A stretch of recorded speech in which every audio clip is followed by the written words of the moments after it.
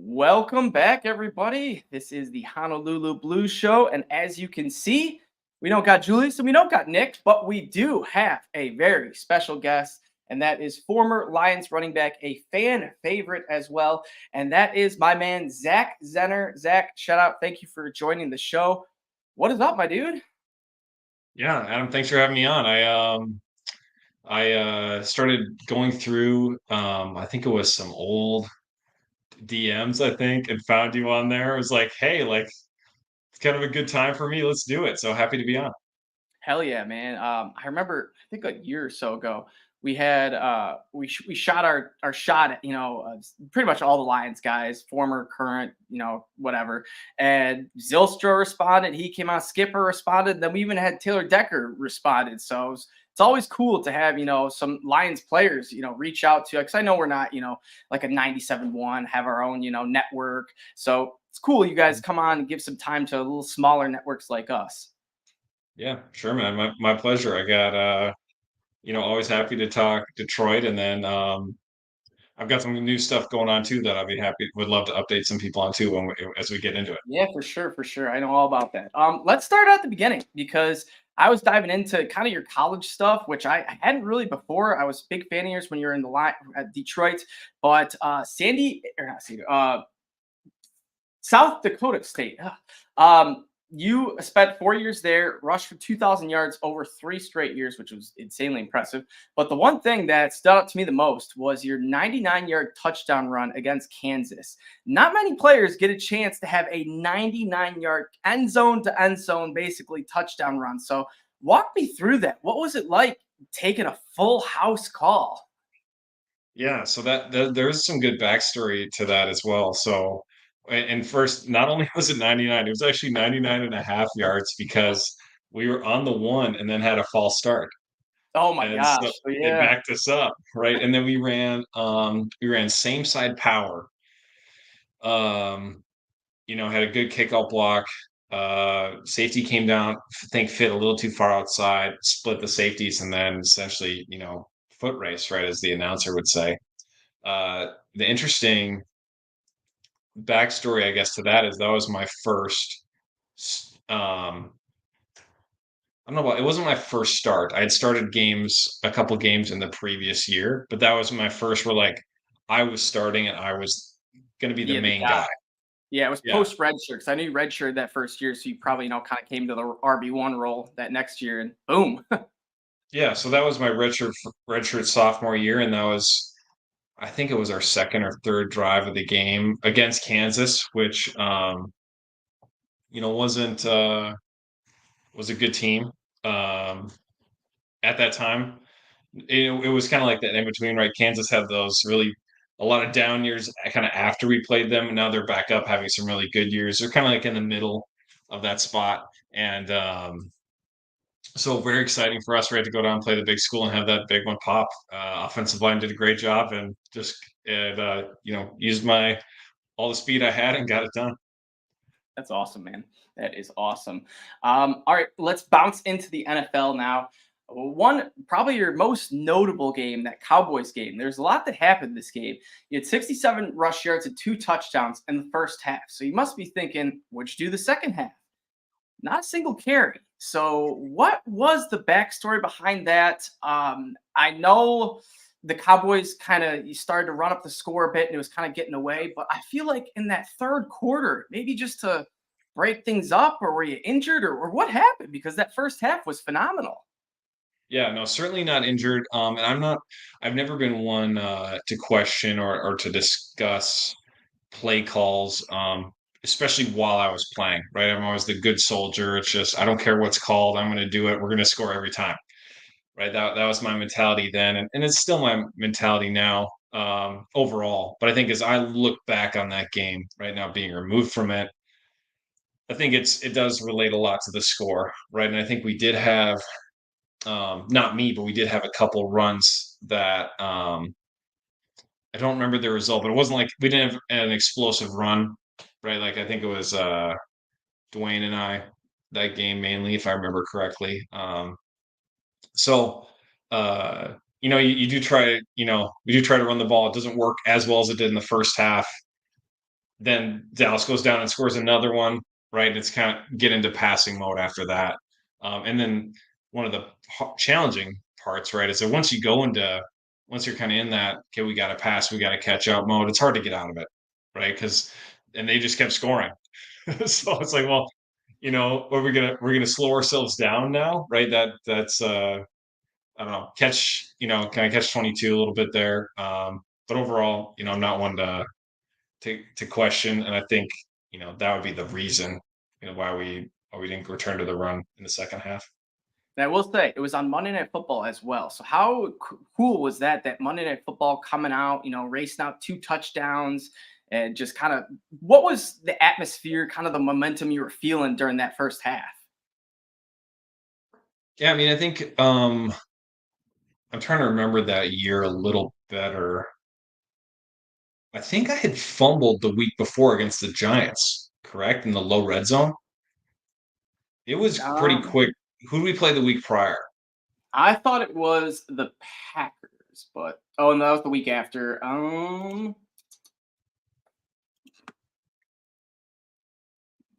beat you to it.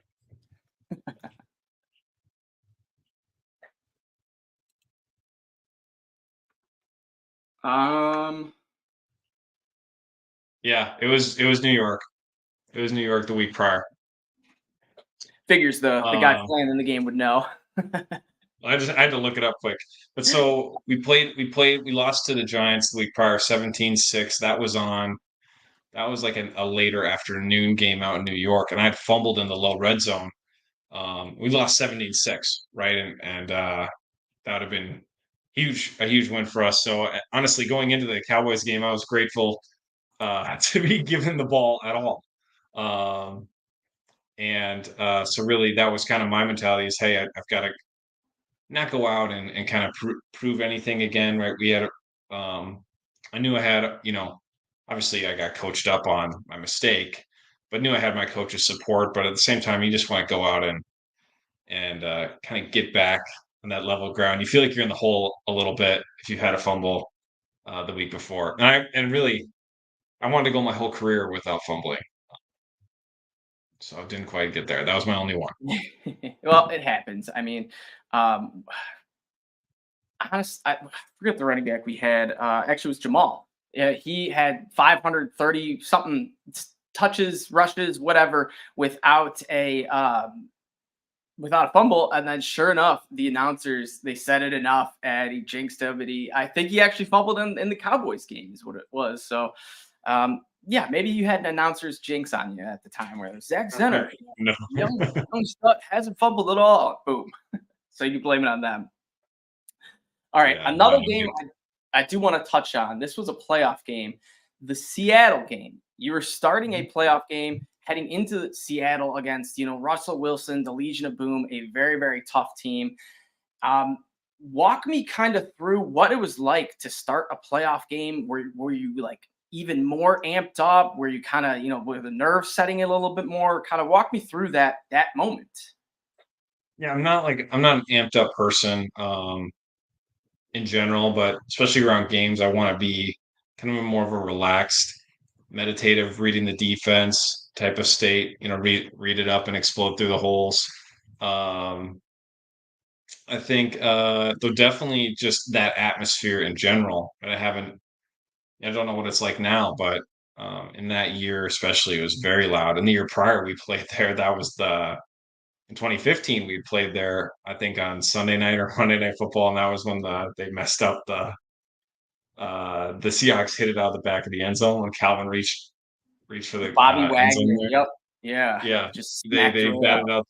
Yeah. So, anyways, we played there the year prior, so I had some experience there in that stadium, and it was a great atmosphere again. A great football atmosphere.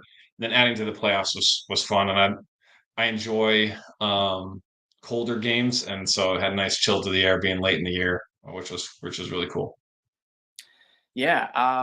And not to mention the Bobby Wagner bat, but also another awful referee botch. I don't know if you remember, but Paul Richardson went up against Tavon Wilson, and Paul Richardson face masks the hell out of Tavon Wilson and makes this one-handed touchdown catch. I believe it was the first touchdown because Seattle kicked like 4 field goals or something. They were Yeah. just field goaling us to death.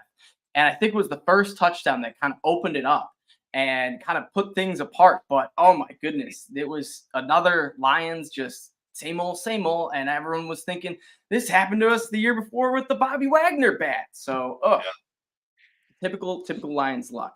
You know Now, what's interesting? It's interesting though, just in terms of commenting on the referees, right? Is that the NFL has not made them full time, right? So these are guys that like some of them have jobs, right? Like it, yes, they're really, they work hard at what they do, but that's not their only job because the NFL hasn't made it that way.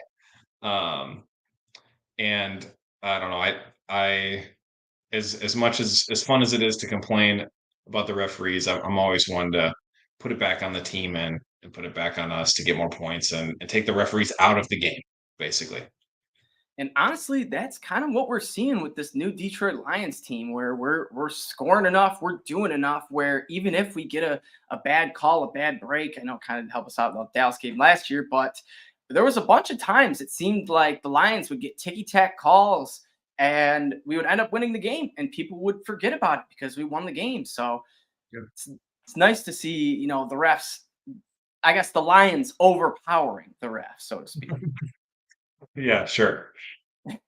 So now the path to the Seattle game, it was good. The Lions started out 9-4, feeling great, and then all of a sudden, I believe Stafford either broke his thumb or had hand injury. Something happened, and we kind of just hit a rock slide in which we lost to the Giants, the Cowboys, and the Packers, and then ended up losing to Seattle in that playoff game.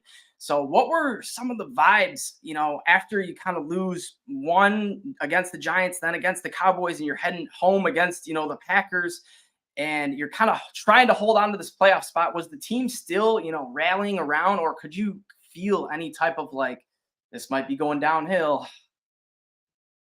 Caldwell was fantastic about keeping the ship steady, right? To use like a metaphor. And there's no greater testament to that than the year prior in 2015. We started 0-6, no, 0-5, and we ended up 1-6, something like that, right? In 2015. And his message during that whole time was stay the course. We're talented, keep working, right? And keep improving. And that's how he approached every single week. A very calm presence that I really appreciated and loved playing for. And it was more of the same, right? I think though one of those games we did not watch the film and moved on immediately. I don't remember which one. It might have been the Green Bay game, where after the Green Bay game, we watched film as we watched some clips, right, like as running backs, but I don't think like as a team we really like digested the film because I think Coach Caldwell just wanted us to move on. If I'm remembering that correctly, his reasoning would have matched times we had done that in the past where, hey, we just need to move on, right? And start focusing on what's next and forget about what was behind and get ready for this playoff game. Because I think it was a Saturday playoff game, if I remember right. Yeah, I believe it was. It was I know it was the late game. It was I'm almost positive it was Saturday game because I know I went out for it with my parents when I was younger, and they wouldn't have taken me out for it if it was a Sunday night or Sunday evening because I had school the next day. There you go. Yeah. Nice. So that's interesting though. Now you got the chance to have Jim Caldwell and Matt Patricia as your head coach. So what were kind of some differences in the coaching style? Because as us Lions fans know, it was like a complete 180, kind of for the worse when Matt Patricia came into town. So what are some of your thoughts? Yeah, I think it was completely different in many respects. I think a couple things were similar. Um, some of the similarities, right? Like because they don't often get pointed out as much, but like both coaches kind of would tweak things during the week depending on what with Patricia it was kind of like he just wanted to change something based on what he was feeling. With Caldwell, he would tweak things week to week based on the feedback he was getting from the players. Um, but that was similar in their philosophy in that regard. Um, I think the differences, I think Coach Caldwell was very much about helping us understand why things were happening and why we were doing what we were doing and the process behind that. And I think Patricia did not do that as frequently or as often. Um, just kind of was like, hey, trust me, right? I've been there and I've done that. And we really, I think the majority of us honestly did buy into what he was doing and did buy in and did trust him and his methods and his process, right? But it is hard to continue trusting in that plan and those methods when you're not winning. So that was those are kind of some differences and similarities. Now, it seems like almost every Lions player that was with Patricia has some sort of good or bad story, usually bad. Do you have any moments of where you were talking with Patricia, or any just stories of where you were with a couple other guys and he was doing something odd, or just something that struck you as different, or something that you didn't agree on with him? Something I didn't agree on. Well, something that really stood out to me was my so was it during his second year. My second oldest was born during spring ball, and he bought my son a book that said, "How do lions say I love you?" Something like that, right? A cute like kids book. So that was there's a little bit of that dichotomy between the what he felt he needed to be in front of the team and what he was, on a more personal, individual level. So that was something that really stood out to me in a positive way, that I've always appreciated about Coach Caldwell. Let's see, a more, you know, man, I'm trying to think of another like shocking one. So I know you had all that drama with Slay. I know Carry On wasn't a big fan of his. Um, was he more of talking with kind of the offense, or was he? 'Cause I know he was more of defensive minded coach. So would he kind of stick with the defensive side? Yeah, very much defense oriented. I think that was what he had done most of his career up to that point, right? Was deep defense with New England. Had done some offensive line, I believe, at one point in his career, if I remember correct. But mainly was definitely on the defensive side of the ball, helping those guys understand and implement what he wanted. So yeah, I think that's definitely more on the defense. And I don't really have like a shocking negative thing that I really mean, like that's comes good to to mind. hear, honestly, because at the end of the day, Matt Patricia is not trying to ruin the Lions. So it's good to hear that it's not every single player that has coached with him or played for him has something bad on to think about him. So Yeah, I mean, I think too, it's you're talking though to someone that like I'm trying to make the team, like I'm doing everything I can. I felt like I was always on the bubble to be released and not be on the roster. I'm doing everything I can to make the team, and I'll do whatever I need to do to make the team. Um, so yeah, I think I'm I'm gonna overlook a lot of those things and not care because at the end of the day, I had to focus on what I had to focus on and get the job done. and that's honestly a great example to young undrafted free agents, like guys trying to make the practice squad. Just put your head down, work hard, take the hits, and you'll you might have a career for a few years. So speaking of taking hits, you took a lot. You were known for a rough, tough, hard runner. Just a guy that wouldn't you know bail out on the team, so to speak. So you started out, you had collapsed lungs and a broken rib on October 25th. Then you were put on, yeah, October 25th, put on IR October 30th. And then a few years later, you were placed back on IR, cut again, then re-signed back with the Lions. So tell me this up and down journey with this injury history. And was this something that you just always fought back from, or was there ever a time where you're like, man, this is a lot on my body. I might go back to med school. Yeah, no, there's never that latter thought, right, of where it was where it was too much. I think as I went through my career, I recognized, hey, I want to make this last as long as possible. And it was about 20, unfortunately, it was probably, 6 months or so after I retook my MCAT. Or no, maybe it was about a year after I retook my MCAT where I realized medical school wasn't the right path for me. So some poor timing there. And at that point, it's like, hey, let's take this as long as I can, for a number of reasons. I think just in terms of injuries, what was nice about my injuries, although I still, I have a standing desk, right? I'm at a standing desk right now, and that's because of my back. Uh, Strangely enough, not from the injuries, actually more just from wear and tear accumulation and having misalignments, just from being hit in my sacrum and my spine.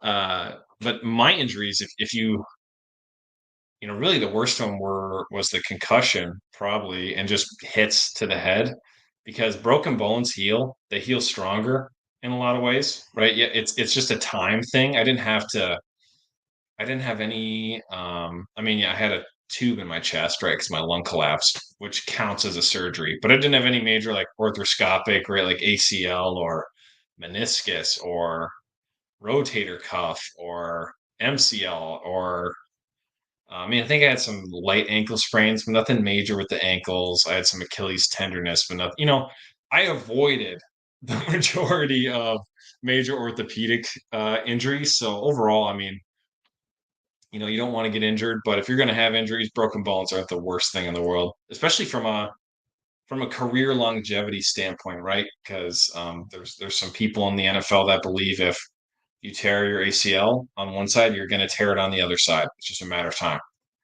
depending on how it was torn, right? Obviously, you get an offensive lineman gets rolled up on, that's different. That's just unlucky. But for bones, right? There's no like negative future outlook. It's like, well, did the bone heal? Okay, then we're good. It's cool, interesting. Yeah, it kind of does make sense though, because tears always seem like a little more intricate, more to it, and Yeah, more can go wrong essentially too. yeah. Now, was there ever, one time where you took a run up the middle, blocked a dude, something where you got up and you were like, "Who the hell was that? That dude hit me hard."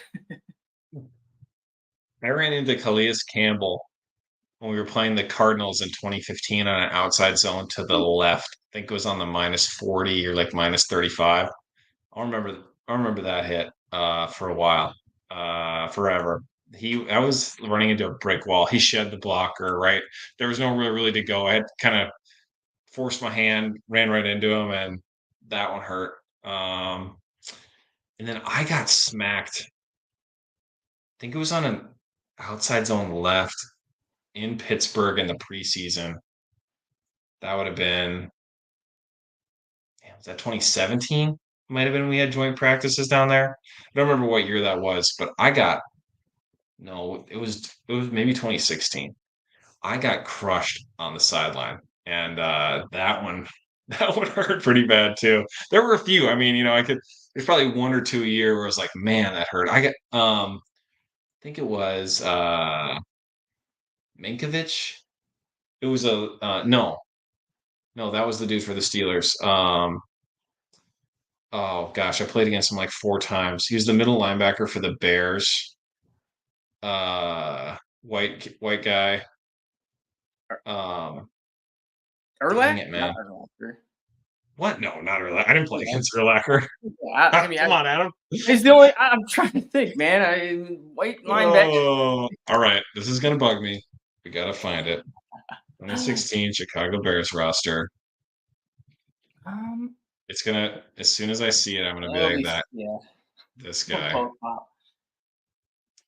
Now, so Um, all these hits, was it like? Because as a guy that obviously only played high school football and only up to my sophomore year, so I didn't take I wasn't even a running back, so didn't even take many hits. Was it pretty much after every game your body was just like aching, no matter kind of how many? If it was one hit you took, only a couple carries, it was just pretty much the time you were in, you gave 100%, took 100%, and it was just recovery mode each game? Or would you ever notice like a game where you're like, I feel kind of good. I probably don't need an ice bath or something? Yeah, so I mean, it was all dependent on load, right? And kind of what happened, right? Because you don't know, like you might only have a handful of special teams plays, but if someone steps on your foot, right, like your foot's going to be sore, you know. So, or if you had maybe all you played was special teams, but it was a lot of kickoff, or a lot of pounding, and you're playing on turf, you might feel that in your joints more. But certainly, people that are playing a lot of snaps, right? Like when I was like when I played 60 snaps or whatever against the Seahawks, that game we were talking about. Absolutely, very sore. Just if nothing else, just from playing 60 snaps of all out football. On turf especially. Now I found the name. It's Nick Kwiatkowski. Yeah, see, I would have never got that. Yeah, Nick Kwiatkowski. So he hit me on a scramble drill. So quarterback was out of the pocket, so all bets are off, and he hit me in the chest. That it did knock the wind out of me, but it took me I needed a moment on the turf. That might have been the Bears in 2016, before we played the Giants. We beat them. Yeah. I think, yeah, it was with Bears. We beat the Bears, and then we went on a 3-game skid to end the season, and then Seattle. So Yeah. tough sledding. Um, Now, honestly, that skid was tough. But what was one of your better moments in the NFL? Do you ever have a specific touchdown run, play, block, win, or I guess just any moment from your NFL time that's your favorite? Yeah, that's a good question. I don't know if I've ever really been asked to pick a favorite. I mean, there were some very fun wins. Those kind of stand out the most, right? Like when we beat the Vikings at overtime at their place, and GT had the front flip into the end zone to win. That was in 2016 too. That year, just 2016, we had Washington. Um, we had Philly where Slay had this interception to seal it. We had that Vikings in OT. I mean, there were just so many of those games that were us driving down, doing that 2 minute, so a lot of fun wins there. Personally, a really fun game for me was the Arizona Cardinals in 2018, I think it was, and then also the Packers in 2018, because one of the reasons maybe that was more my favorite memories is because so in 2017 I didn't really play. I was kind of a healthy scratch. I was on the active, played a little bit of special teams, but didn't really play that much. And then 2018, Patricia comes in. Um, I get my back broken against the Browns right in that fourth preseason game, and it kind of looked like, hey, who knows what's going to happen, right? I didn't play all 2017. Now I've got a broken back, right? It's like, is it over? You're thinking it could be over really at that point. And then Detroit re-signs me, and then I'm just practicing hard, gonna play special teams, right? And then that Cardinals game comes around. Uh, we've been pounding the rock all day, and finally, I got my shot, and it happened to coincide with some really good seams being opened up, and we ended up closing that game out. So that was a fun one, and I love playing on grass. And to close out a game, the right way, right? Like we ran the ball, marched the ball down the field, to score. I think to go up 17, to go up by like 10 points or something like that, and then got a couple big first downs. Uh, so I think that Cardinals game was good. And then we went to Green Bay. I think that might have been the last game of the season. It was, We yeah. and we ran the ball well again, right? And it was another cold game on grass like that. Yeah, that's a good memory for me there too. Yeah. And I feel like this was the game, maybe the second year, but this was when we kind of snapped the streak, or it was real close around then of when the Packers had beaten us like 20, 25 straight times in Lambeau. And we finally, I don't know if it was this year or the year before, but we finally beat them, and beat them 31-0 that year. So could have very well been. But touching back on this 2016, even 2017 team, is there any of these guys that you still keep in touch with, on like a daily basis or even weekly, monthly basis? I mean, I have 3 young children, so I'm not really keeping in touch with anyone on a daily basis except them, right? Just trying to keep them alive. They're definitely still, yeah, some people I keep in touch with, right? Like Michael Burton's, he's still playing, right? He's still good friends with him. Mulebuck's another guy I had good connections with. There's a ton of other guys like I know I could, it's one of those things where maybe you don't talk, but if you reached out to him that you'd have a great conversation and be able to catch up, right? A ton of those guys. So like Diggs was in that, put him in that group, JD, Cheese, a couple other guys that worked out, with me up at gym in Michigan. Um, KJ, Theo, Amir. Man, I'm leaving people out, but it's No, a I lot of got good, a lot of the good big one. teammates that I joined. Matthew, you still talk to him at all, or kind of when he won the Super Bowl? Did you, congratulate him, or kind of just guys went your separate ways, and he's just Now he's another one of those guys, right? If I could get him on the phone, we'd have a great conversation, right? He's a great guy. He's awesome. I'm super happy for him and his success. If he asked me to do something, I'd do it. I'd have to find out if he was serious first or not. Once I found out he was serious, then I would do whatever he asked. Because the thing about him that a lot of people don't understand is one, how much he has given and gave and still gives to the community of Detroit, both financially and with his time, and how hurt he was. He was rarely. He had a lot of things wrong physically that would have caused a lot of other players to not play, and he never said a word to anyone. Very frequently in a lot of pain. Um, very frequently dealing with things that you would never know about. I think the last time I spoke with him, I sent him he had that little Caesars commercial, and my kids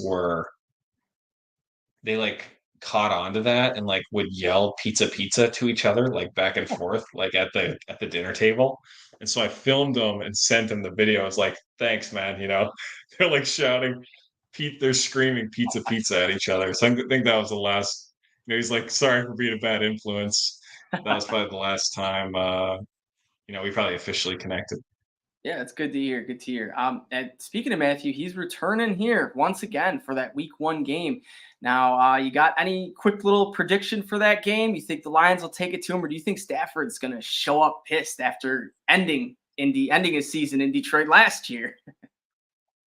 Yeah, I don't know.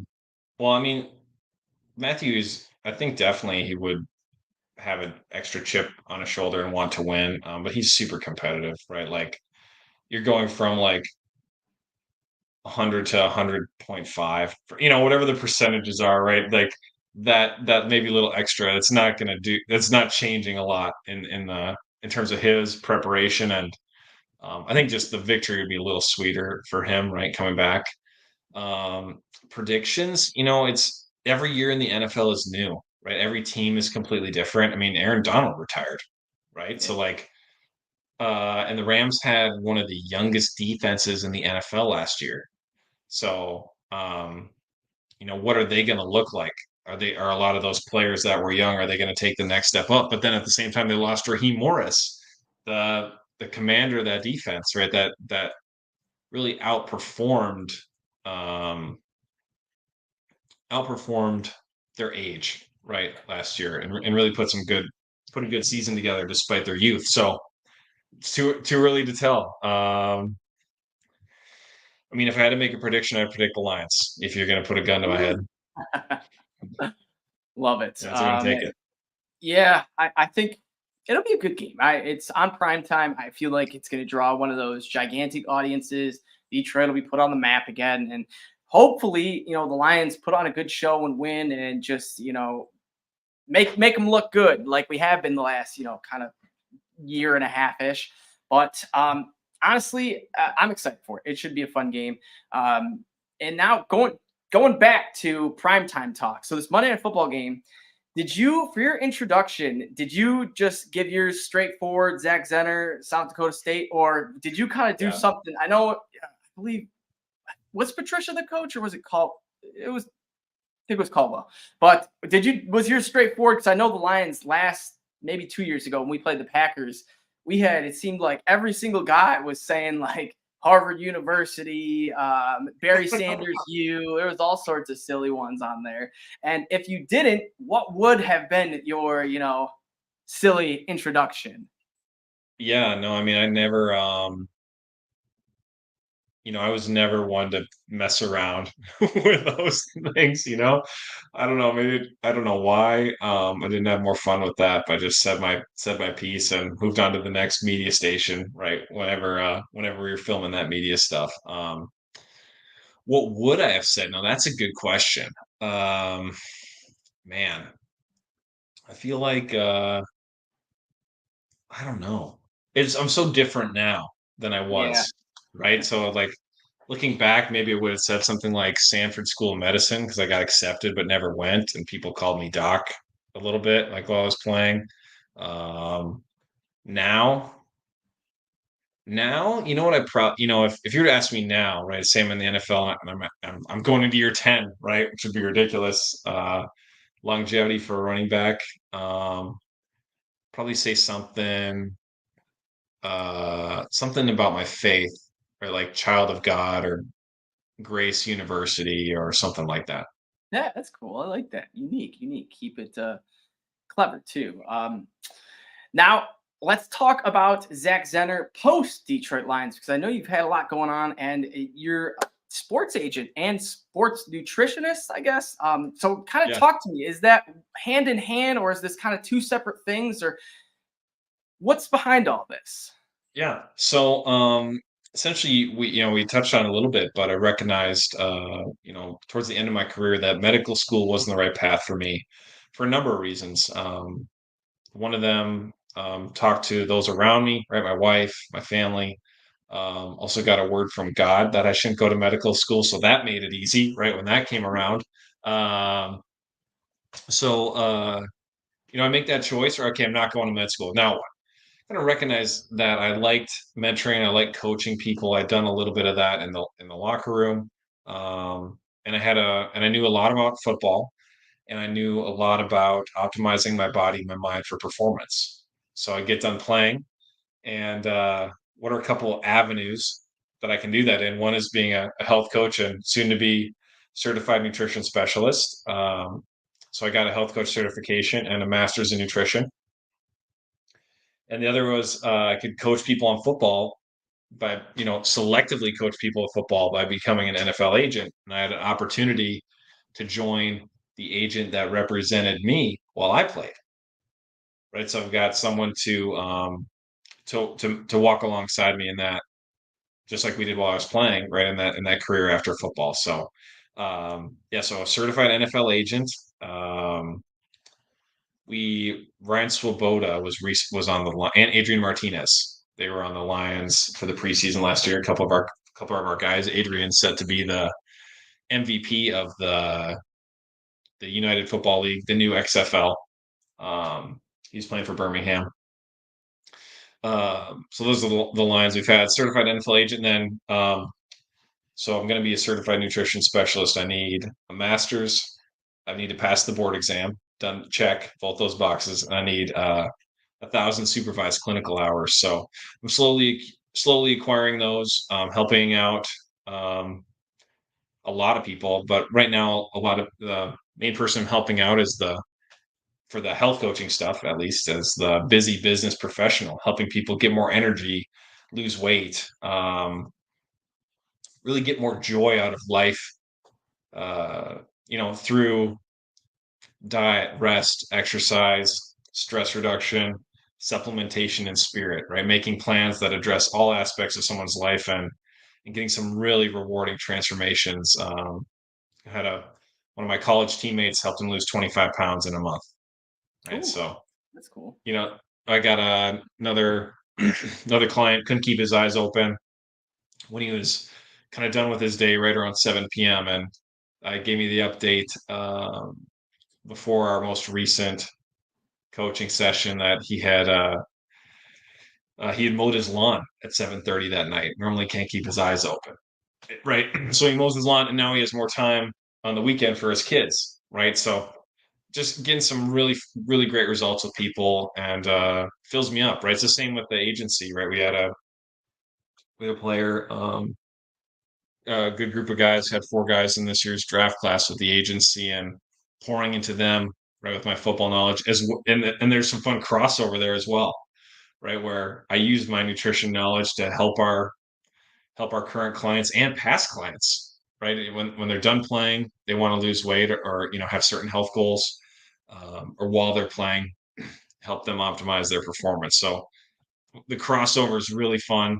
Um, I think primarily, it depends on the time of year, right? It's kind of a slower from January to April. I'm an NFL agent with a health coaching, side gig, and that it stays that way for most of the year, but it is a quiet time overall for us as people are in the spring, and so get to open up the calendar a little more, I guess, if I get some more people that want Yeah, some help. definitely. Yeah, well, it seems like you kind of found your post NFL calling in that. So honestly, Zach, hit it to me. I'm a guy that's sleepy guy. Often needs a Red Bull to keep myself awake. So give me something for not just me, but I guess young athletes, high school students. Yeah. Just something, a general topic that would help improve daily motivation. Yeah, so like so let's just dive into you and your situation, okay? So when are you needing the Red Bulls? Typically, like right when about an hour after I wake up. I normally wake up, feel a little Okay. tired, and then I'll get my day going. And then I'll just kind of feel like the droopy eyes. Okay. So it's kind of like you're using Red Bulls like a coffee, right? Essentially. Yeah, exactly. Yeah, and then do you need any, and then is there any energy dips like later in the day or anything like that? Not Is that pretty much it? typically, no. Maybe late at night, depending on what I've been doing that day. If I was, running or Yeah. doing a lot of work, but Yeah, no, I mean, so I think there's not a lot wrong with that. I mean, I think there's maybe some cleaner ways to get that caffeine. I haven't looked at a Red Bull recently, in terms of what's on the nutrition label, but like coffee actually has some polyphenols in it. But there's nothing wrong with caffeine, right? The only time I have some issue with caffeine is when it's in a substitute for poor sleep habits, right? So if you're like, hey, like I'm gonna stay up way later than I should, but I'm just gonna have more caffeine the next day, like that's when I think caffeine becomes an issue. But you know, having caffeine, an hour after you wake up in the morning, no big deal. In terms of tricks, right? The main trick for that would be to improve your quality of sleep, um, improve your circadian rhythm, potentially by getting some sunlight in the morning. A lot of us work inside, so getting some sunlight, spending some 10 minutes outside in the morning can help with your circadian rhythm. Um, having a allowing yourself to wind down, perhaps avoiding screens, right? Like if you have it, if you got a book you're into, or anything that's off screen, right? Which is hard these days, but you can find it. Doing the saving those for before bed, so allowing yourself to wind down, or maybe not playing like the team deathmatch or something and called, I don't know, I haven't played video games in forever, but like not going right from team deathmatch to the bed, right? And expecting yourself to be able to fall asleep in 5 minutes, right? Because like your mind's been going, you've been watching the screen, you've been, potentially yelling at the TV and your teammates. pissed Um, how you die. Try to figure out how you should have yeah, won. yeah. So like having a routine, right? Maybe you do some light stretching, right? You get you have a magnesium drink, and 30 minutes later you're starting a good night's sleep. So having a sleep routine and then seeing sunlight in the morning are some good tips and tricks if you do want to avoid that caffeine. If you're just looking for the pick me up, they sell caffeine pills, right? You might be better off than the Red Bull. Yeah, I do need to like find an energy drink. You know, honestly, what would probably be cleaner is like a pre-workout type situation. Because they have some pre-workouts that aren't like a scoop of pre-workout and water, right? Where you're not going to have all that extra stuff Yeah. and preservatives, right? That you're going to find in an energy drink, and it's probably might even have electrolytes. You know, of course, I know Red Bull and they all have the B vitamins, but And they give you anyway, wings. yeah, give you wings. Yeah, they do. All right, Zach, got one more question before I get you out of here. What are some of your hobbies right now? What do you like to spend time with the kids? Go out fishing. I know you're a Minnesota guy, so tell me Yeah. what some hobbies you like to do. My hobbies right now are taking care of children, cleaning the house, How old cleaning are up your kids? after. They're 6, 5, and 2. Okay, so yeah, you're busy. Yeah, super busy, all 3 boys. But no, I mean, we do have some time, do make some time to do certain things. And when I do, it's typically to go up to my land. I own 80 acres in central Minnesota with my dad. Very cool. So we'll go up and we manage the property for wildlife, and then we hunt that wildlife. So that's the main way if I've got any free time, that's what I'm doing. I'm going up there. And then down the road, right, as more time opens up, I don't know when. Essentially, when I can take the kids with me, right, then things start to get better, right?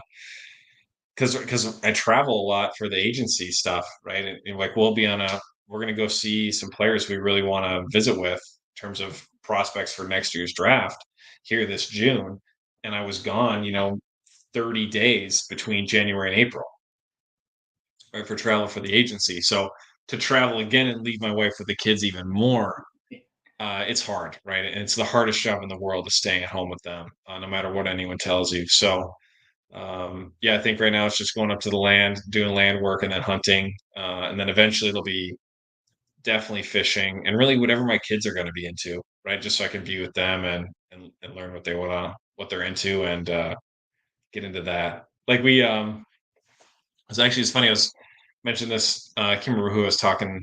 I think I was talking to this with one of my clients who's from Michigan, actually, about how I'm playing Let's Go Eevee. I was a Pokemon kid. Oh yeah, My me kids too. are into Big Pokemon. Pokemon guy. Yeah, so my kids are into Pokemon now, which is awesome. So like we're playing. We've restarted a Let's Go Eevee, which is basically like an updated like Pokemon Yellow, Pokemon Yeah. Red and Blue. Just it's on the Switch, and there's a couple things that they tweaked. We're playing that together, right? So like that's kind of a hobby, I guess. I'm, Yeah, man, I'm that's the watching the best too. kids.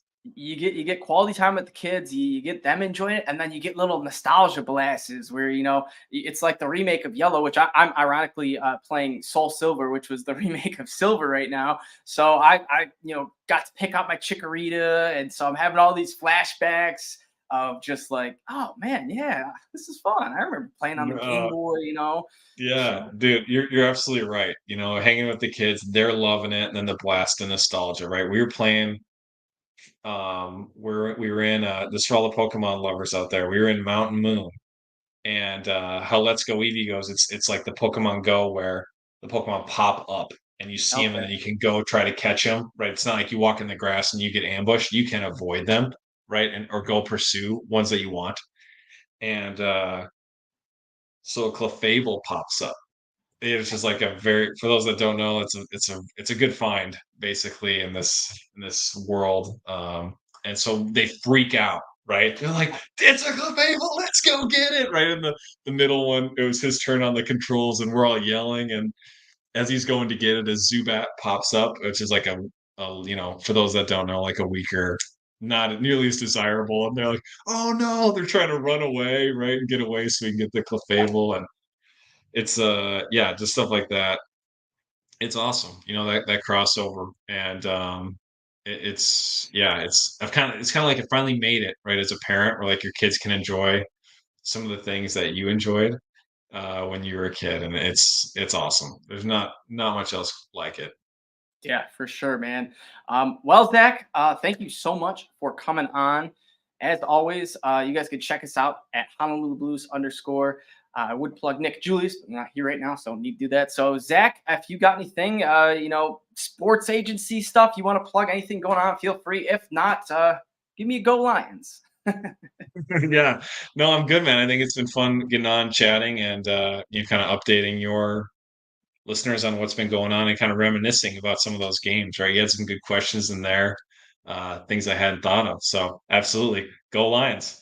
Hell yeah, man. We got a bunch of people in the comments, big Zach Zenner guys. So you were definitely one of the brighter spots during some of these, tough stretches, tough coaching eras, tough times. But watching Zach Zenner, especially in the preseason, I can guarantee you all these season ticket holders that went to preseason games, they were looking forward to Zach Zenner because That, no one, that third or fourth that third or fourth preseason game where it's going to get a lot of carries. Yeah. man, it was fun. You're fun to watch, and that's all you need in a preseason game. A hard runner, someone's that fighting for a spot, and man, oh man, you delivered each and every time.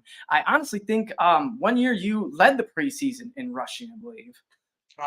Yeah, I think that was rookie year, 2015. Exactly, man. So always a great show when Zach Zenner's on the field. So once again, thank you, Zach, for joining in, and as